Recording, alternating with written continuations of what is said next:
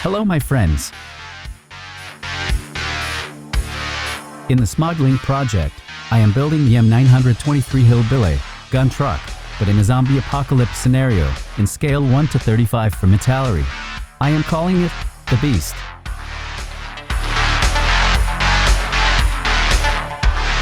Done off camera, and also prepared these styrene, L-shaped beams, with their angles at 3 by 3 millimeters. PVA gluing, and we'll finish off camera.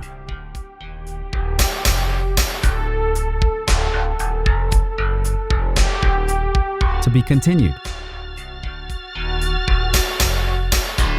Wednesday YouTube Shorts.